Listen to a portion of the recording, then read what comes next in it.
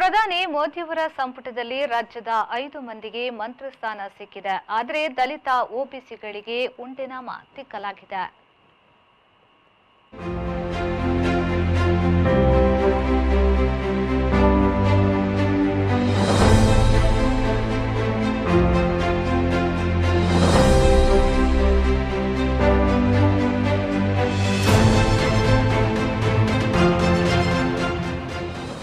ರಾಜ್ಯಸಭೆಯ ಮತ್ತು ಲೋಕಸಭೆಯ ನಿರ್ಮಲಾ ಸೀತಾರಾಮನ್ ಮತ್ತು ಪ್ರಹ್ಲಾದ್ ಜೋಶಿ ಇಬ್ಬರು ಬ್ರಾಹ್ಮಣರು ಮತ್ತೆ ಸಂಪುಟ ದರ್ಜೆ ಪಡೆದಿದ್ದಾರೆ.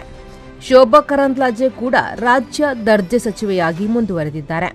ಅವರ ಜೊತೆಗೆ ರಾಜ್ಯ ಸಚಿವರಾಗಿ ಹೊಸದಾಗಿ ಸಂಪುಟ ಸೇರಿದವರು ಲಿಂಗಾಯತ ವರ್ಗದ ಸೋಮಣ್ಣ. ಮಾಜಿ ಮುಖ್ಯಮಂತ್ರಿ ಜೆಡಿಎಸ್ನ ಕುಮಾರಸ್ವಾಮಿ ಸಂಪುಟ ದರ್ಜೆ ಮಂತ್ರಿ ಸ್ಥಾನ ಪಡೆದಿದ್ದಾರೆ. ಮೋದಿ ಬಿಜೆಪಿ ಎಂದು ಬೆಂಬಲಿಸಿದ ಹಿಂದುಳಿದ ಒಬಿಸಿ ದಲಿತರಿಗೆ ಹಾಗೆ ಸೇವೆ ಮಾಡಿಕೊಂಡು ಇರಿ ಎನ್ನಲಾಗಿದೆ.